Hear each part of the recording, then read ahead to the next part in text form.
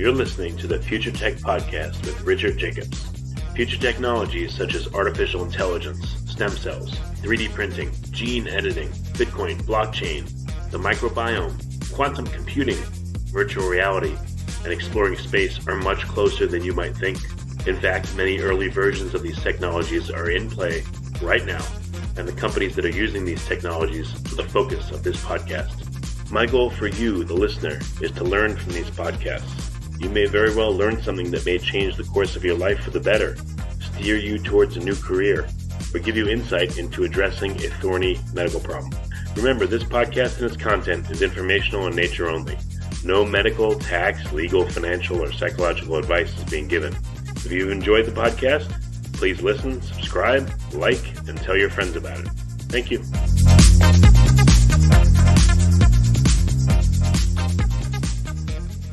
Hello, this is Richard Jacobs with the Future Tech and Future Tech Health podcasts, and I have Justin Wilford, Ph.D. He's the co-founder of the MaxLove Project. The website is maxloveproject.org. So, Justin, thanks for coming. Thanks for having me, Rich. Yeah, I've been looking forward to talking with you guys. Can you tell me about the premise of MaxLove Project? What's the foundation about? Yeah, so we started way back in late 2011 after our son, Max, who was 4 years old at the time, was diagnosed with a rare and aggressive brain tumor.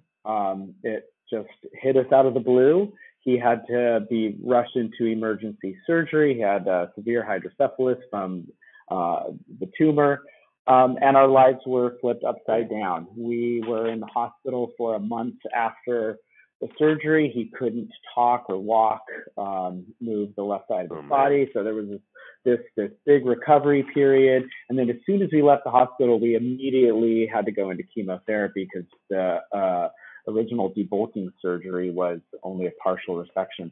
And so we were in for the long haul, and there was no clear plan.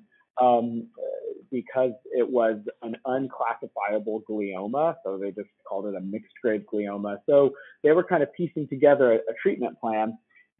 Radiation would have been indicated, except he was so young, and so they wanted to wait as long as possible. So we just, right from the hospital, entered into outpatient chemotherapy, and he was still recovering, and we were at a place where we were kind of shifting in between utter despair and pulling ourselves together and saying, what can we do to improve his quality of life right now, but also his long-term outcomes? And so at the time I was teaching at UCLA. I had just got a Ph.D. in geography. And so I had access to the medical library and had some amount of information literacy. And so I started to reach out to doctors and researchers, and we were lucky that at the children's hospital we were at, we also had some allies there that we could start to reach out to and find out what we could do as parents outside of treatments to help our son improve his quality of life and improve his outcomes as much as possible. And so we had an appreciation for the fact that there were a lot of things we didn't know. So we wanted to take him in and let the experts do what they do. But at the end of the day, we had to take him home and feed him and put him to sleep and, arrange his day. So how could we do this in a way that would improve his outcomes? So we started to find out different things that we could do. When we met other parents in outpatient infusion, we started to see that other parents had the same concerns that we did, but they didn't necessarily have the same resources or connections that we did. And so MaxLove Project really grew out of that. We wanted to give other families these resources, these skills, the education to make sure their kids thrive as much as possible. So what were some of the things that you discovered early on that were helpful, and how helpful were they? Yeah. Right. So we kind of stumbled into it at the beginning. When we got home from the hospital, Max couldn't sleep. If you or your listeners know anything about trying to spend the night in a hospital, you know that everything is going against having healthy, high quality sleep. And so when he got home and his dark, quiet room, he was afraid, he couldn't sleep. So Audra, my wife, went out and got a Cloud Bee Twilight Turtle. They're these plush dolls with a hard plastic cover that projects stars onto the ceiling. and it's supposed to be the soothing sleep aid. And Max immediately fell asleep, and they were fantastic for a bunch of different reasons. So we wrote to the company and we asked if we could purchase some at wholesale cost to hand out at our local hospital. And the next thing we knew, our entire garage was full of these twilight turtles that the company donated to us. And so we started to raise money to send these turtles out to hospitals across the country. So sleep was the first thing. And when that started to happen, I dove into the literature on sleep and the immune system and sleep and recovery and brain health. And so then we really got into sleep. My wife used to be a professional cook way back when she was in college, or before she went to college when she was young. And so the next thing we did was we started holding cooking classes, really going off of a very basic template of, if we can just cook whole foods at home, it's going to be better than fast food or the food that you get in the hospital, which is still really terrible. Right, horrible, yes. Yeah, so sleep and food were the first things, and then we started to branch out from there. We found that acupuncture really improved Max's pain and his fatigue and his nausea, and so we were able to subsidize acupuncture in the hospital. Our children's hospital has an acupuncturist who's philanthropically funded. And then we got into holding exercise classes. So after that, we then built out a bigger plan as we started to collaborate further with other doctors and researchers to build what we have today, which is called the B.E.S.U.P.E.R action plan. B.E.S.U.P.E.R stands for all of the actions that parents and families can engage in at home outside of the hospital to improve quality of life. And we can talk about that a little bit later if you want. Yeah, what are well, if we can, what's like a basic outline of the plan? What does the acronym mean? Sure. So the acronym B is for boost yourself with super thoughts, and so we start there with families, and it really comes out of educational research of Carolyn Dweck and the growth mindset, and that we as families need to approach our child's healing and their survivorship, understanding that we have a lot within our control. There's a lot that is outside of our control, but we need to bring really a growth mindset, which is that there's a lot that we can do through practice, through skill building to improve our kids' outcomes. Next thing is E for eat super fierce foods. And so this is the nutrition component, which we can talk about later. S is for sleep super peacefully. And so this focuses on healthy sleep habits, building robust circadian rhythms. U is for unleash your super strength, and this is exercise, physical activity, building it into our daily lives.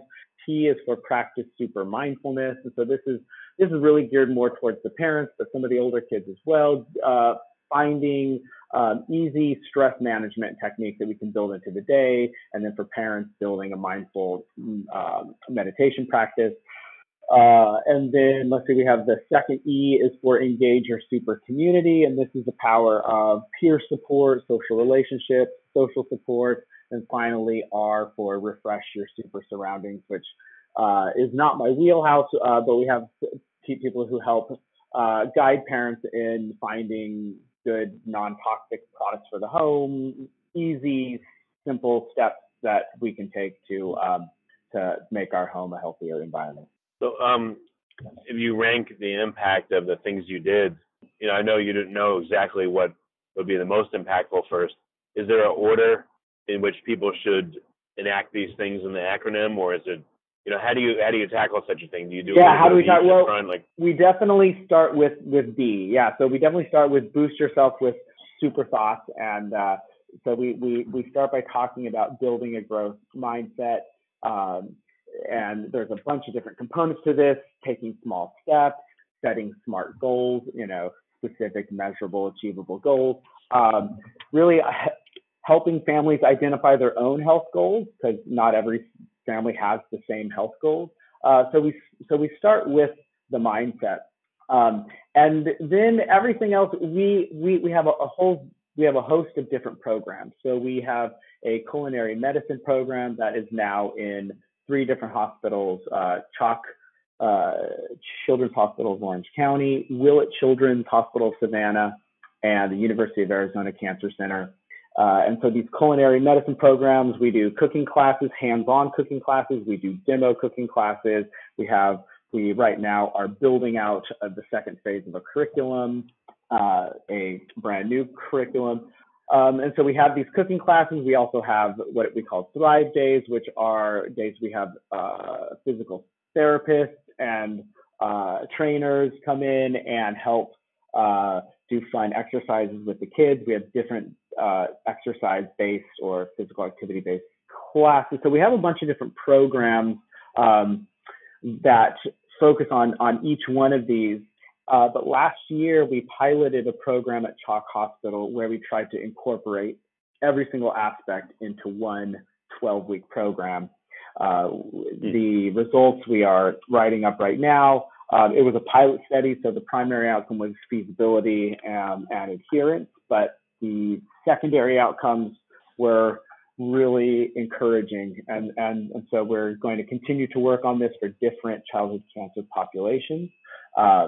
But the goal of this program is to really tackle all of the B.E.S.U.P.E.R actions within a 12-week program. But generally, we have to start with B. Mm-hmm. Okay, go ahead. Start with the what? Oh, no. I just said generally we start with B, right? We start with boost yourself with super thoughts, and then everything else flows after that. Well, I haven't been in your situation, but I've dealt with cancer myself and stuff like that in my family, and I know personally the mental side of it seems to be the most difficult. It's kind of hard to not have your head filled with doom constantly. What do you do, or how do you advise people to be able to at least think with a clear head or have any motivation to do anything and not just feel doomed? Yeah, no, that's a great question. And that is what we had as our main motivation, I think, when we started MaxLove Project, was we need to do this for ourselves. We need to feel empowered. And, we don't have a lot of experience with the adult cancer journey, but with the childhood cancer journey, it's very disempowering for parents because you have your oncology team essentially saying, here's this complex disease that your child has now. We are going to try to make it as basic as possible for you, and you just come in and we're going to do the rest. Just bring your child in, we're going to hook them up, and we'll just tell you what to do. And so for parents, this is very disempowering. We come home, we have nothing to do except to worry. And so MaxLove Project really grew out of that for us in a very organic way of, well, we're not just going to come home and sit and, as you said, have a doom mindset and, with nothing to do. What are the things that we actually can do? What are the things that we can use to empower us to have the best possible outcomes? We don't know what those outcomes are, but we want to make sure that we give ourselves the best odds possible.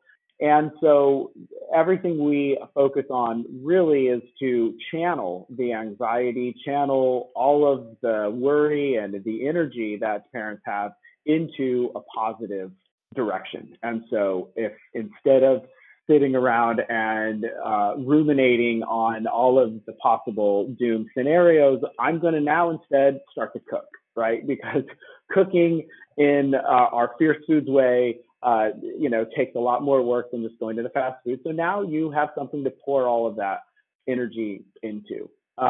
One thing, though, that we've focused on, I think, out of all the B.E.S.U.P.E.R actions that we have not focused on enough in the past and that we have in the last year is the mindfulness component.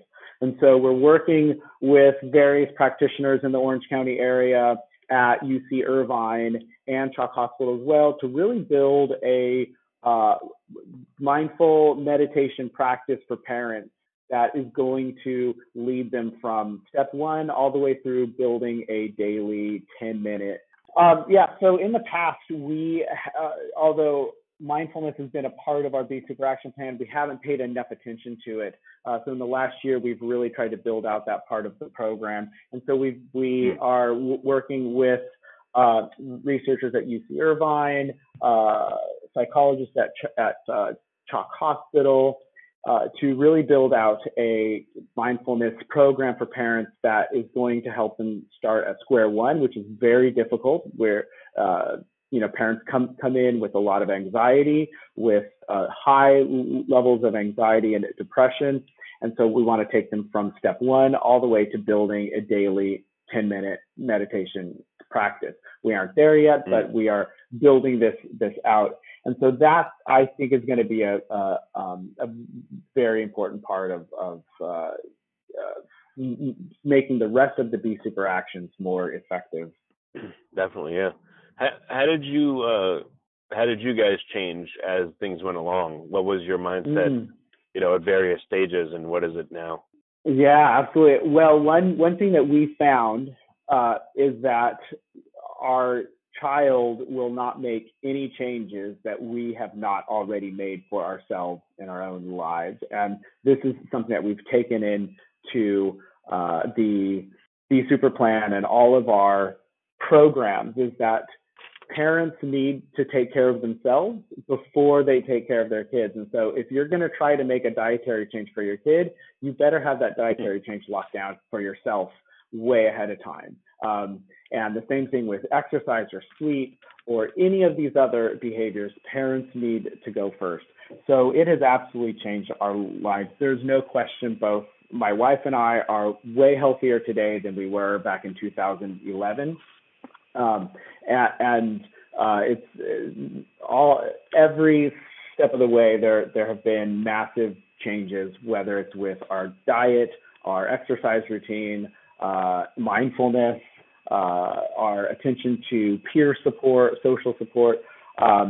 So one big change for us was that in 2013, our Max had a relapse, and so we went on a ketogenic diet.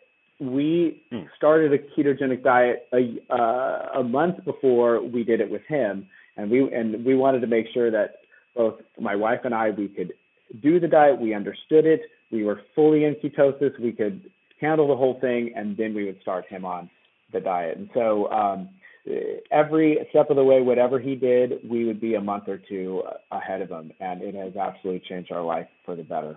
Yeah, it makes a lot of sense. What effect did the ketogenic diet have, by the way? What did it do for you and for Max as well?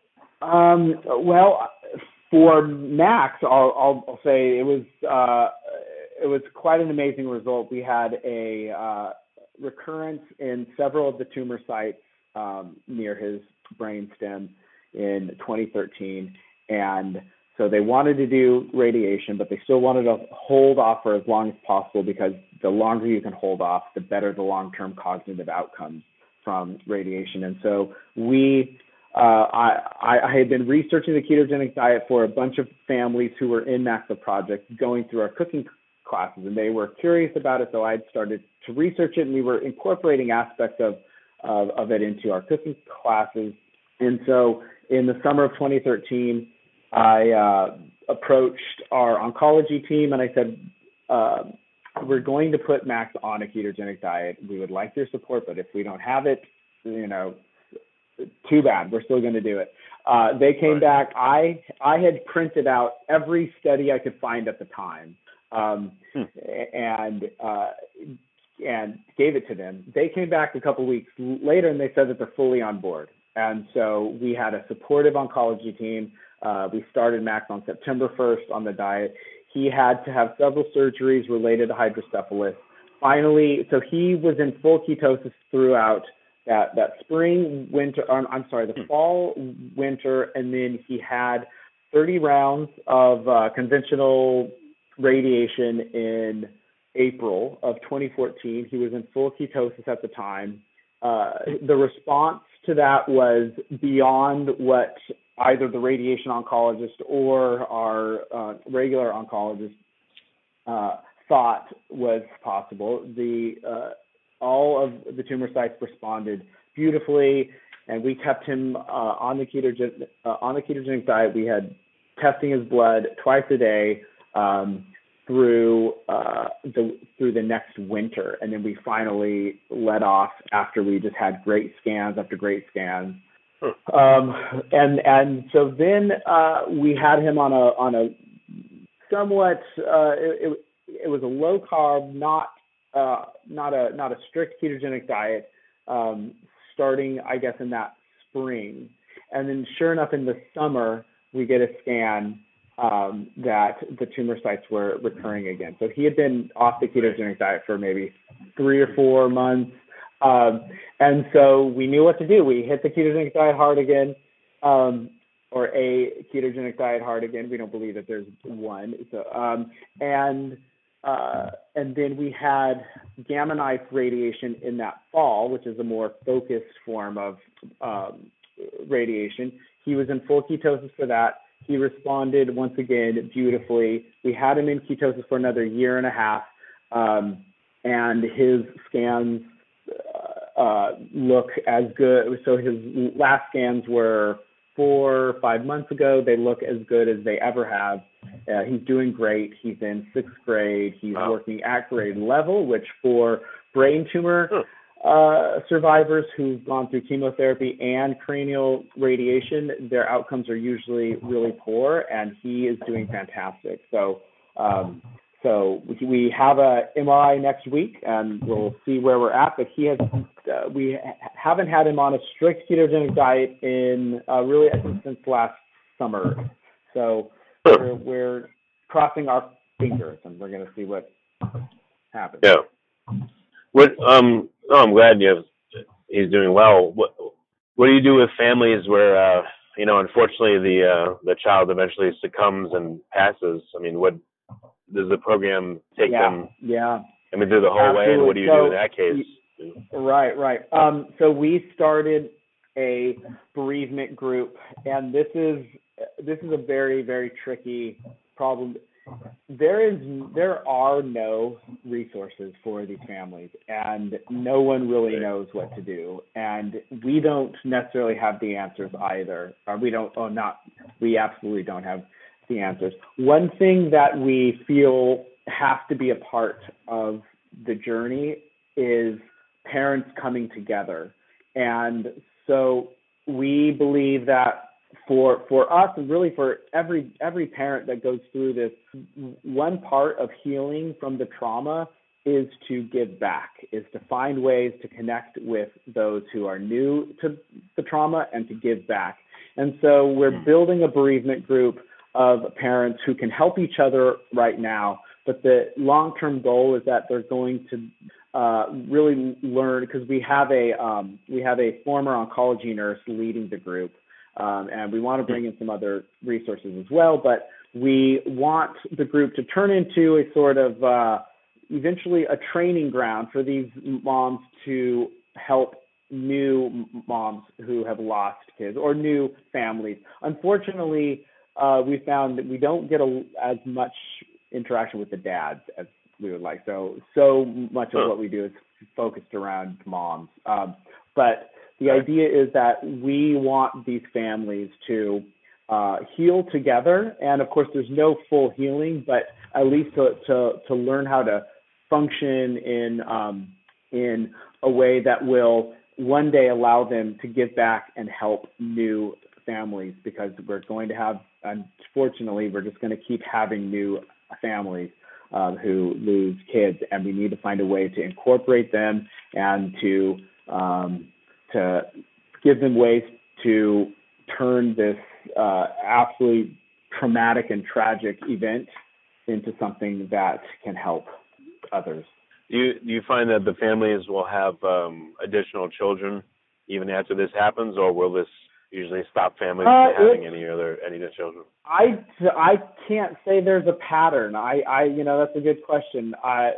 When I think of the families in our bereavement group, they are all different. Some have had children after they've lost their child, and some have not. So I don't see a pattern yet, and I don't think there is any literature on that.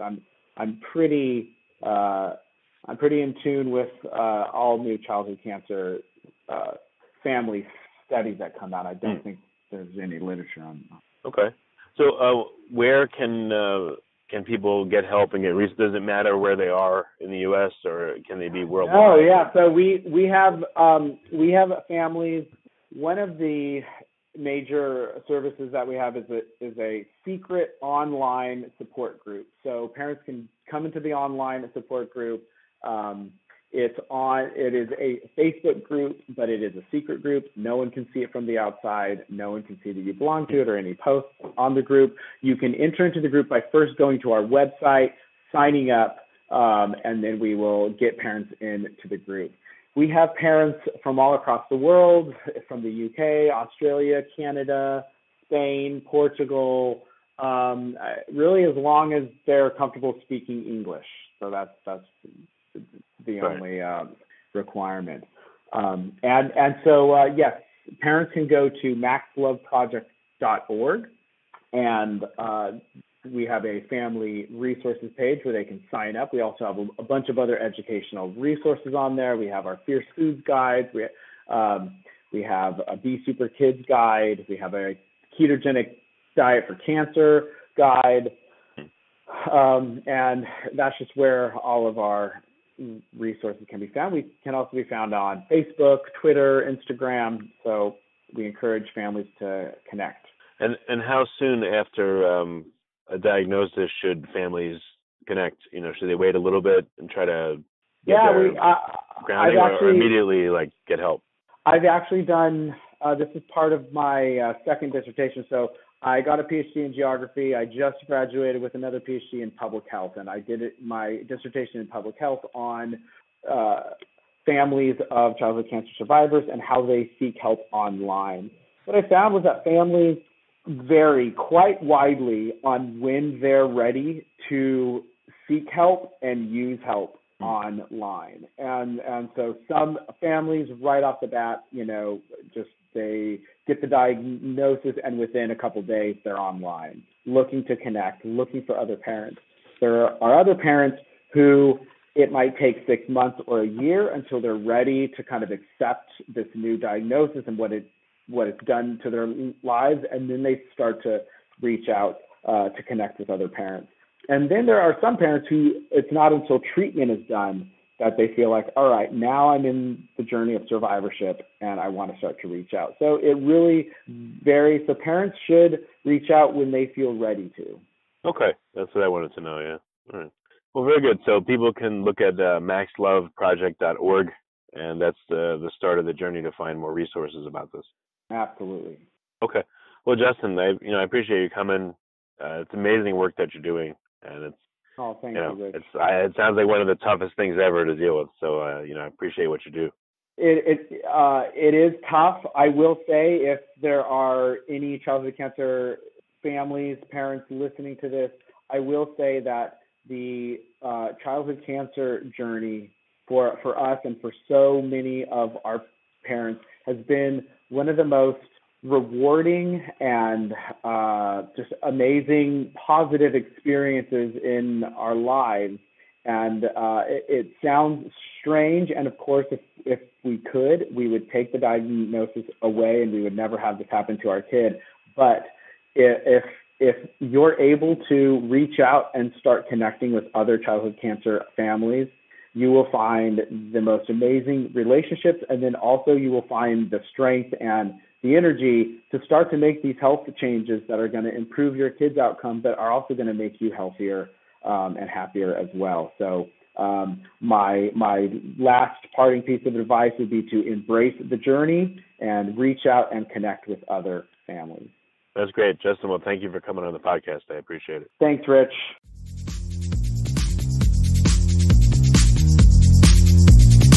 You're listening to the Future Tech Podcast with Richard Jacobs.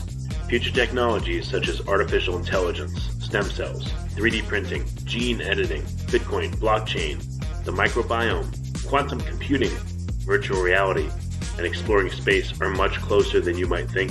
In fact, many early versions of these technologies are in play right now, and the companies that are using these technologies are the focus of this podcast. My goal for you, the listener, is to learn from these podcasts. You may very well learn something that may change the course of your life for the better, steer you towards a new career, or give you insight into addressing a thorny medical problem. Remember, this podcast and its content is informational in nature only. No medical, tax, legal, financial, or psychological advice is being given. If you've enjoyed the podcast, Please listen, subscribe, like, and tell your friends about it. Thank you.